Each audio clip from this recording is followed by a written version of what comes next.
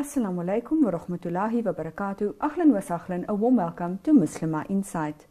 Today in Muslima Insight, we are going to take a look at social psychology and how this group dynamic can and does influence our psychology, our entire personality, and how we also then behave outwardly in society.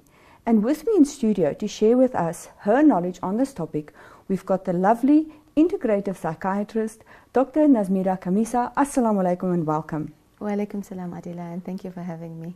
It's lovely to see you once again, Dr. Nazmira. I would like to start off by having chosen this particular topic of social psychology.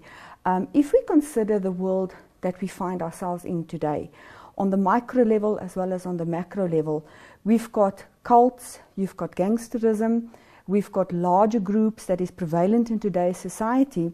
And I thought it is important that we empower ourselves with the knowledge that although these groups may have different intentionalities, they may have different emotional drives that takes them to where they are, there are also a lot of similarities between these groups. What is your take on that? I must agree with you in the sense that if we look under the umbrella of cults, extremist groups do fall under that. Gangs, which tend to be much more localized in communities, also fall under that type of an umbrella. And I think that looking at the political environment and looking at the way, for example, Islam specifically is perceived in the world, the way it is being portrayed in the media, there is a lot of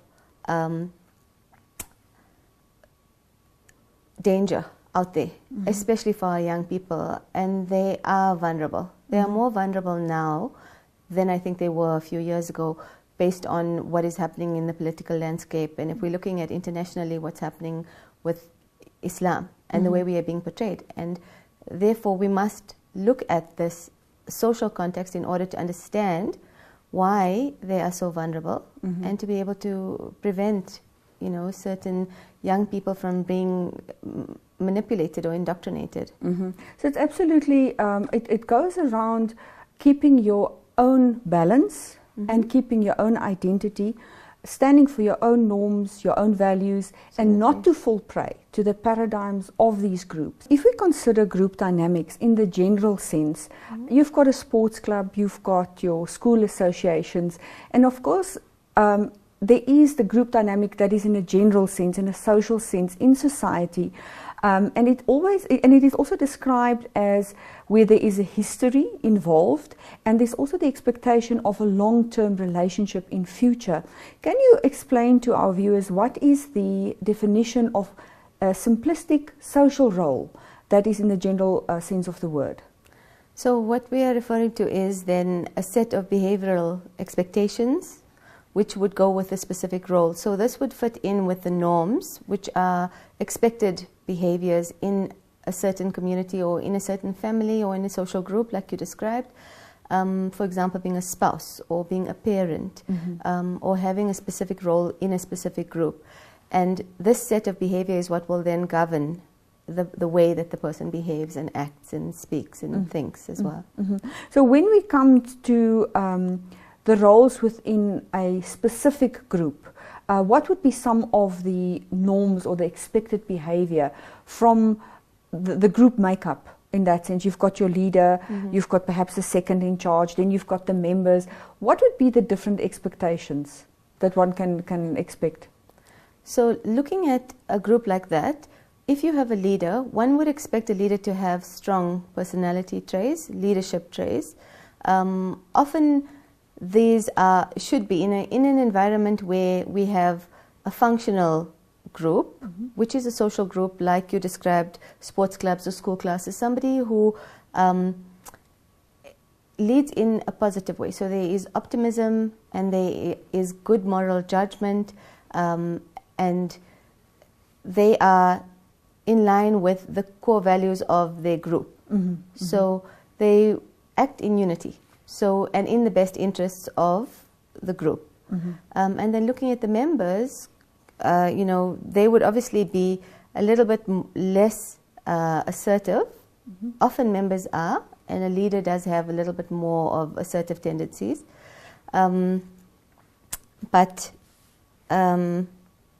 You know, people would know how to behave in different situations, and each person would have a specific role, which they would then comply with in that group. So if we come to this particular norms of behaviors of members, how can you explain to us how norms can either restrict or enhance behavior? So if we look at norms of behavior, sometimes, look, they do provide an order in society. Norms are necessary so that people know what is allowed, what is acceptable, what is not. So this is a necessary process which is built into society. However, if we look at certain groups of people, norms can become dysfunctional in the sense that they can stifle independence, where people will then suppress their own needs or their own ideas or thoughts or beliefs or behaviors in order to comply with the norm, in order to be part of the group. So there's a sense of obedience that almost sets in. That sense of obedience, is it previously learned behavior where that comes from? Usually that is. It is often learned behavior. It can be behavior that is developed over time, as in learned behavior like you described, or it can also be personality traits. So each individual is different, and we know that their personality will obviously influence their behavior. So the interaction between their personalities and their environments will determine then, you know, the outcome for each person. So is it also true then that individuals will react differently when they're on their own than in a group dynamic because of that influence? Absolutely. You know, considering hysteria, mass hysteria, where you have groups of people who become hysterical and act out in aggressive and violent ways, completely out of character, if you had to look at each individual on their own. So we do have this phenomenon where people in groups will act according to the group beliefs, according to the group doctrine or belief system, which might not actually be in line with what they individually believe. So there's great caution that one must take if you ever consider stepping into the realm of joining a group, whether it is a gang or a cult or larger groups that is in society, is to know, are you not going to lose a part of yourself when you join that group? Unfortunately, on this note, it is time for us to go to an ad break. Stay tuned.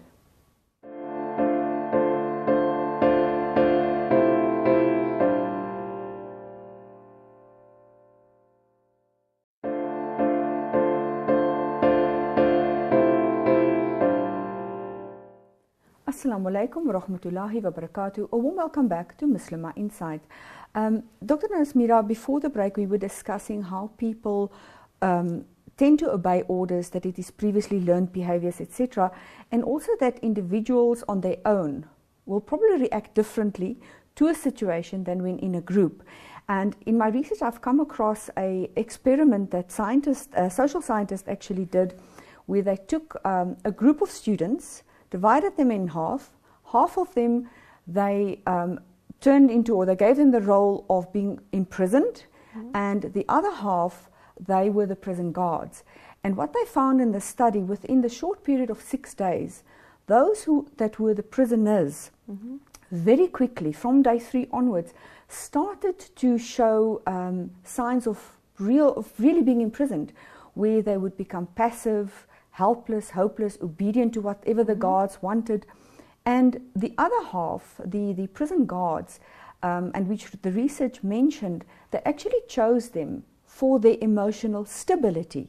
But yet, within that 6 days, the other half that were the prison guards turned into being very authoritarian. Some even became abusive and sadistic. So we can clearly see that the behavior that showed up during the 6 days was a direct product of the role they were given, as well as the environment that they were placed into. So would you say that our personalities then interact with the social factors, and that there is a clear link between the two? Absolutely. I mean, you can just imagine you know, being in prison for 6 days, or being a prison guard for 6 days, having that effect psychologically on people, what would a lifetime or a few years within a group do to an individual's personality, and how would that mold them, and how would they transform? What you described sounded to me like the prisoners then taking on the dependent, submissive role and complying to the dominant and the aggressor almost role, and the leader. So this is a group dynamic which we see a lot in groups which are extreme, or which are like cults or gangs, where the members of the group will tend to be dependent. So sometimes just as a personality trait, sometimes as a response to the leader's leadership style and behaviors towards them, and sometimes as an actual personality disorder. So if we look at the behaviors that we find in cults, in gangsterism, etc., is there any way that we can change or influence these particular groups? Look, if we look at where this begins, it's at home. So if you look at cults, extreme groups, gangs, it tends to be young people primarily. Like we said before, you know, you can get much older people joining. At home, parental involvement is number one. You know, being involved in your child's life, talking to them, listening to them, knowing what is going on in their lives, modeling behavior, because children will never do what you tell them to do, they will do what you do. So modeling behaviors which promote independence and self-reliance and confidence, that's one thing. On a social level, we look at sport. You know, for young people, it is a very healthy social group to join. It is a group, a healthy group. And then social events, and then also providing a sense of security and friendship and belonging and respect. Because these are things that have been shown to be key things that like individuals look for when joining groups or cults. So there is that absolute, we as adults that are more in charge of what goes on in our environment need to take that responsibility to create these facilities. But I think also what is important in listening to what you're saying and talking of the topic, especially if we consider globally, like you've mentioned in the opening segment about the way Muslims are perceived, etc., that true guidance, proper Islamic knowledge on these type of things needs to obviously prevail as well. And obviously if we look at the institutional support that gangs or cults or groups have that maintains that existing undesirable behavior, do you think there is an absolute need that programs need?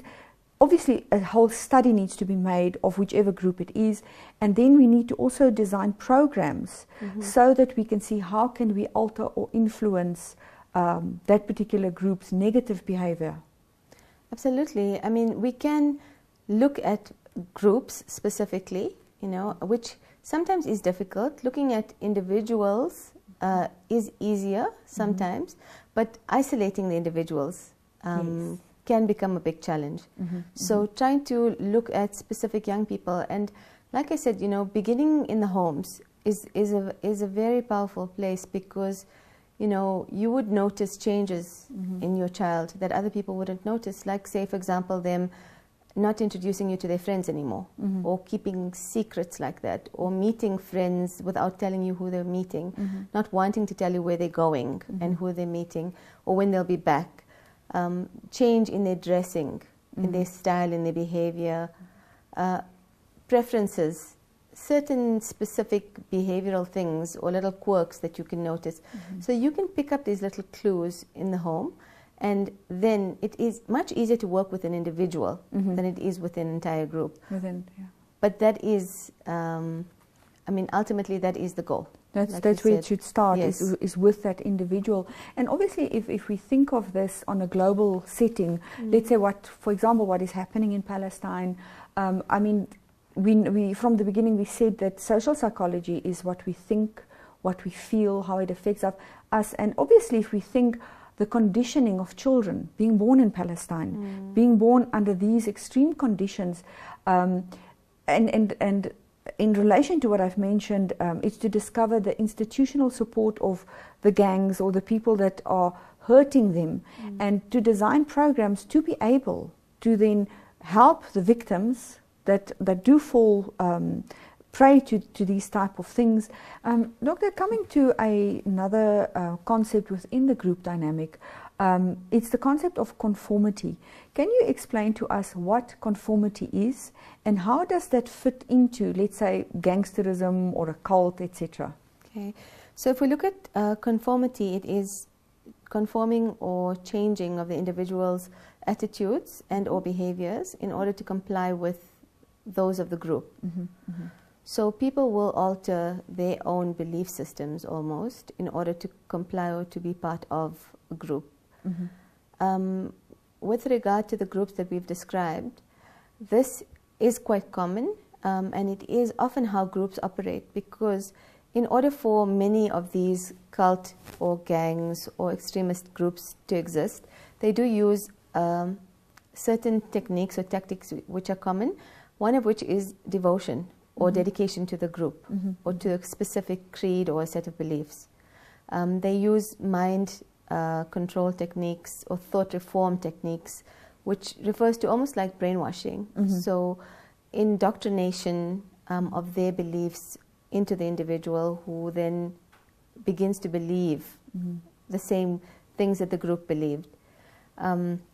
They do have a well-planned, usually, socialization, recruitment, induction process, and often there's a lot of reprogramming. So they reprogram the thoughts of the individual, and this then leads to a lot of conforming, because then the individual loses themselves.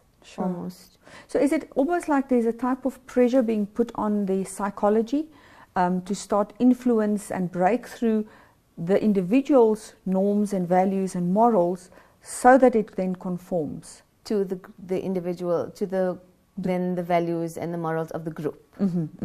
So would you say that, of course, we have groups that are emotionally driven, they're perhaps politically driven or other, that whether it be that they see injustices in the world, and those groups then start growing and forming themselves because they have that inherent need to speak out, let's say, against injustice in the world, but they almost go at it in a sense of fighting fire with fire, because they lose their values and their norms and their morals. It does happen, and we see this happening. If we look in the media today, you look at certain groups which act under the religious umbrella of Islam, which clearly are not Islamic, which act totally out of accordance with of all principles that we know or understand to be Islam. So it can happen, and the members of the group are quite vulnerable, because it is then the leaders that determine this, and the members that act in order to further the goals of the leader in a group. And this is why group dynamic can sometimes become a dangerous thing. Absolutely. And then, of course, what we've alluded to previously is that conformity to general social norms, stopping for society. We all stop at a red light. We obey the traffic rules, or we stand in the queue if we have to pay, for example, for something. And that's when conformity is convenient and it is suitable. Yes, and it's necessary. And it's necessary. Absolutely. But then when we come to group dynamics, it's where it becomes dangerous. So in other words, in listening to what you are saying, it is important to know when conformity is appropriate and when it conflicts our norms and our values. And it's absolutely a priority that I think youngsters or people that are busy engaging in this must start to realize, when does this conformity conflict with the person's own norms and values? Absolutely. When does it become inappropriate? And when, like you said, very, very aptly, and when it conflicts with your core values and your morals and your judgment, then you should suspect that there is something that's not right. And perhaps also not allow yourself to get sucked in even further. On that note, it is time for us to go to a break. Stay tuned.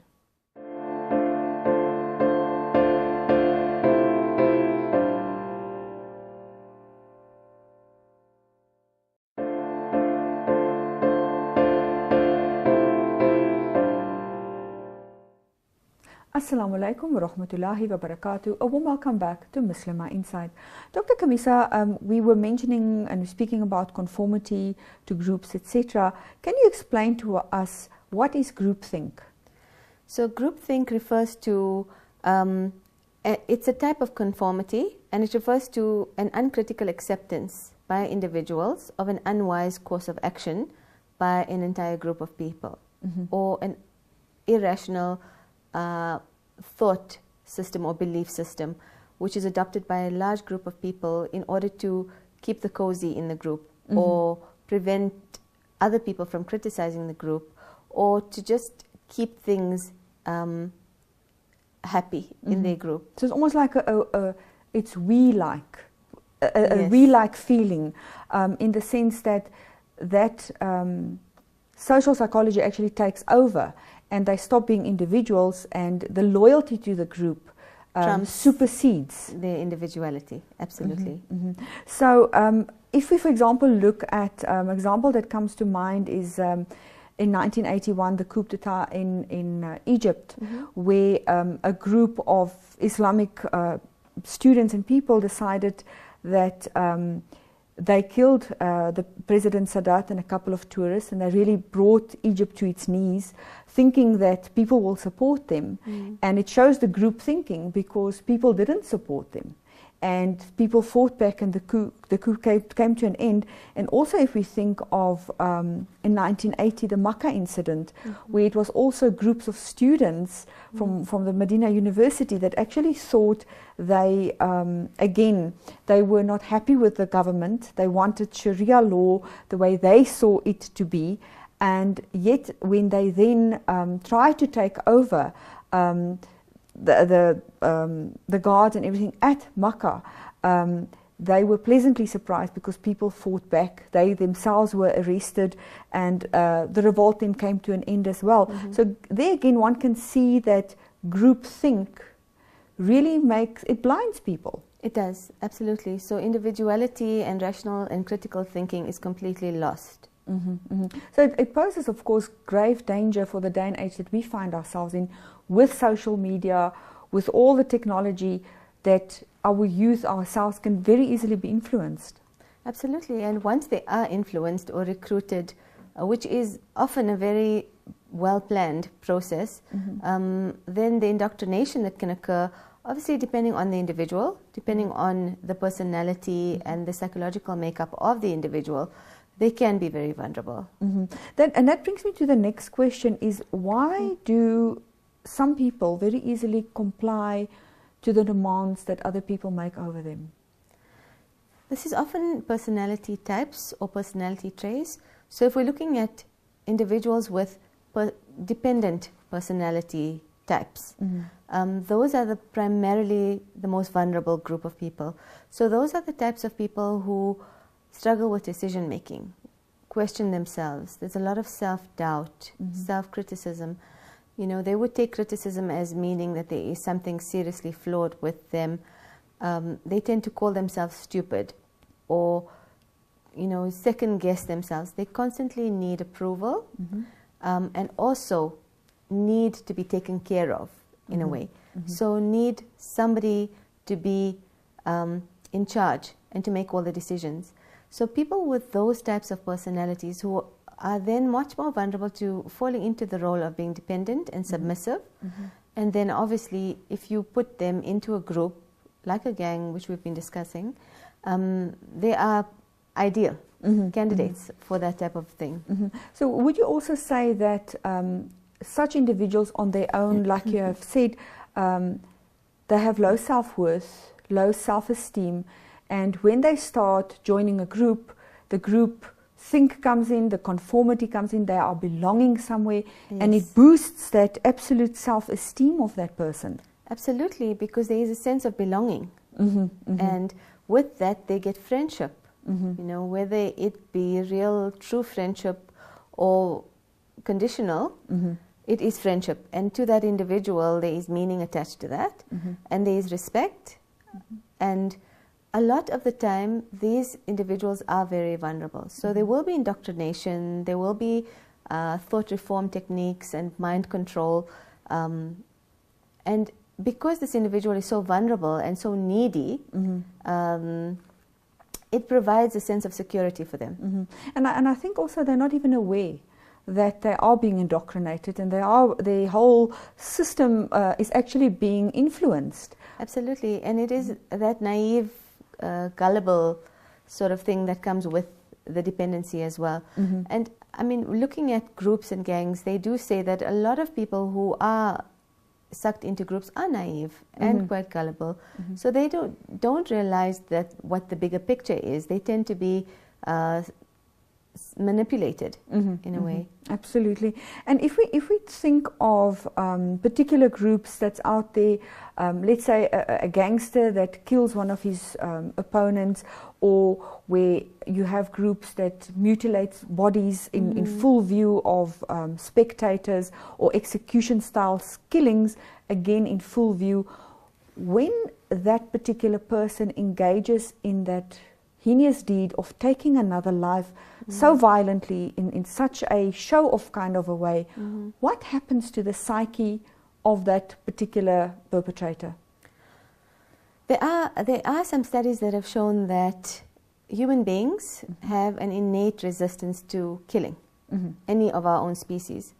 So we have an impulse or a reflex or an innate need which prevents us from killing our own. In order for people to override this innate impulse, they need to be very strongly conditioned. And even though they are strongly conditioned in gangs, in these groups, when they're brainwashed, the backlash of having overridden such a powerful impulse is quite dramatic. You know, we see people with post-traumatic stress disorder, a lot of depression, anxiety and panic, because they tend to relive that. The powerful feeling of having gone against their very basic and primitive impulses, it is quite traumatic, and anxiety is one of the big things that, you know, we tend to see.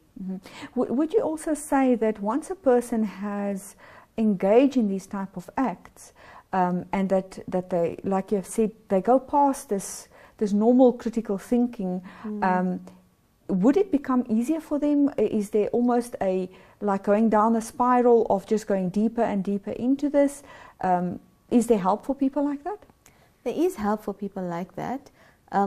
Left unchecked and untreated and unmonitored, they will deteriorate. You know, you see these war veterans, for example, people who have gone to war, and after having killed, having been taught and trained and reprogrammed in order to be able to take a life. And, you know, we look at the consequences, and we see, you know, post-traumatic stress disorder. We see deterioration of relationships and families falling apart. So socially, interpersonally, professionally, it is sort of soul-destroying and life-destroying for many people. Yeah, absolutely. And if we come back again, just to summarize, what are some of the vulnerability factors that predisposes young people, or even ourselves, to joining cults, that we need our viewers and the public to become aware of? So usually the psychological needs of an individual do determine whether they will join or not. It is very much related to that, more so even than any other demographic like education or money or age. Young people who crave a sense of belonging to something, who are alone or who feel alone, who are vulnerable, who are naive, gullible, and then we looked at the dependency traits that we discussed earlier. Those are the most vulnerable individuals. And if we're looking at, you know, groups, we look at the strong emotions that they induce. So they do induce a sense of fear and guilt, but also of pride, so of belonging to something. You know, they often have specific ways of dressing or specific belief systems, and it creates a specialness for these young individuals. And this is where the vulnerability lies. Absolutely. So for our youth especially is to become very aware, and for the parents and educators, and I think almost what went through my mind in listening to you is that it's vitally important what you've mentioned earlier. Create that social gathering, that sports club, whatever activity, so that you provide that platform where a person like that feels belonging, feels special, and there's that absolute need for social responsibility in that sense. Yes, absolutely. On that note, it is time for us once again to go to an ad break. Stay tuned.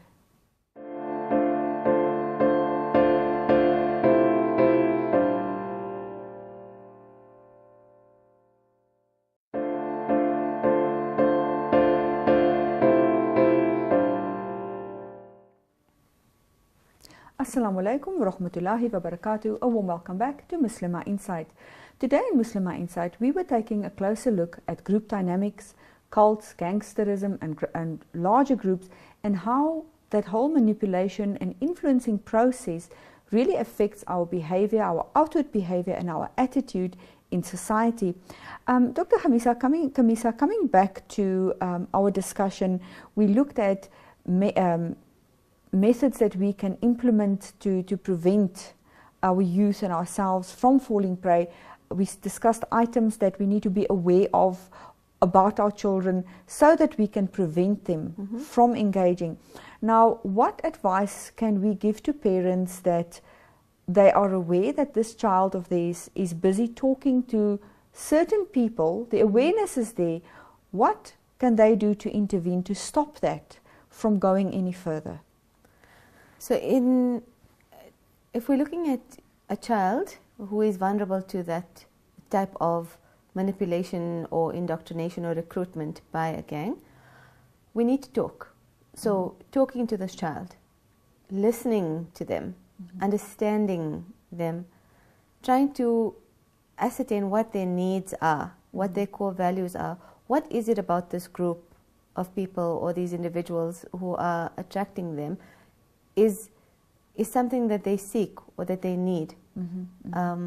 So there's many ways in which to do this, one of which is to talk to your child by yourself. This is often the best and the first step. Easier said than done, obviously, you know, because kids are vulnerable and the world is a difficult place. Therapy. So, you know, there's plenty of good psychologists out there, you know, who can help, or counselors who are trained to be able to talk to children or young individuals in a way that is like less threatening to them and that is confidential and safe and secure, where they are able to share what their needs are, what their beliefs are, share their secrets. And as long as they are able to share this in an environment where they feel safe and where things are kept confidential, it will build trust. You know, and that is, I think, the first step in preventing kids from doing that. Going forward from that, you would look at self-esteem, self-confidence, self-worth, you know.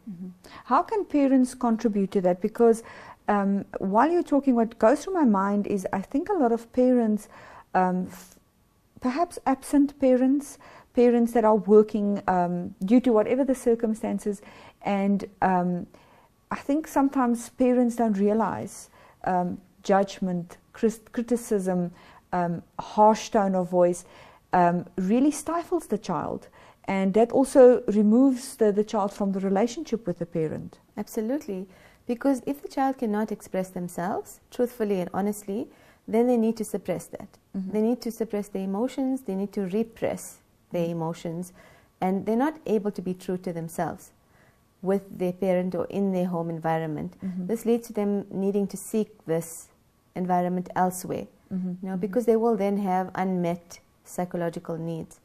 And like you said, you know, it is almost always never intentional when parents do behave in that way towards their children, in harsh ways or distancing themselves. However, we are responsible as parents, and ultimately we are the adults. So it is up to us to find a way to become conscious and aware of our behaviors, and then to change these behaviors and to adapt. And to know how to approach your child that is perhaps being influenced to join a group and that type of thing. And you also mentioned about then also getting the assistance from a professional psychologist, etc.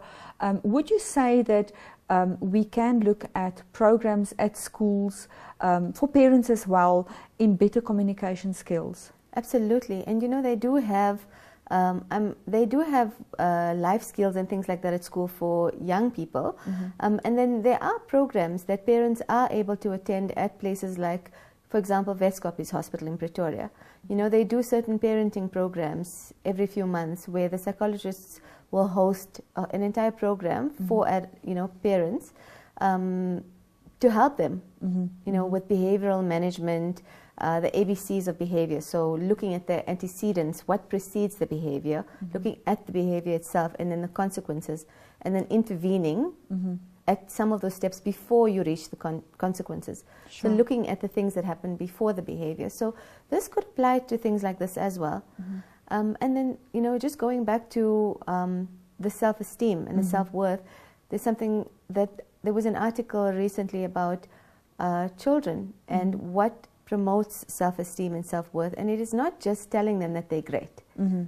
Telling your children that they're great and good and praising them excessively can lead to narcissism, okay, which is an extreme personality type like we talked about, but warmth. So just parental warmth, and it's simple. It sounds very simple, is what promotes self-esteem and improvements in self-worth. So that it is that absolute connectivity from let's say a mother's heart to her child, to show that through a hug, a warm embrace, I'm so proud of you. So it's more than just, oh, you're so fantastic, and you know, you make such a big thing about it.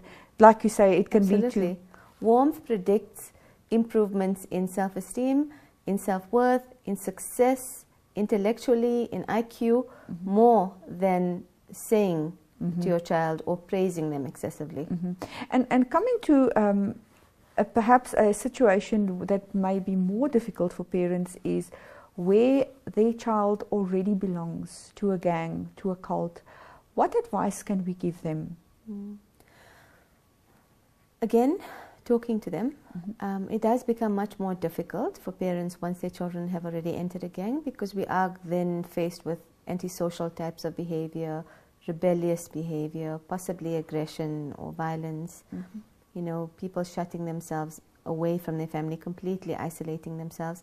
So it does become much more of a challenge, and in that situation I would recommend psychological professional help as a first line.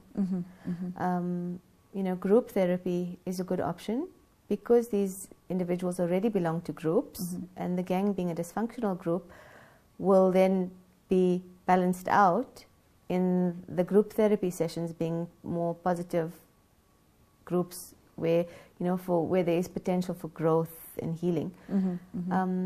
We also need to then consider obviously drugs, you know, because drugs are highly prevalent in gangs.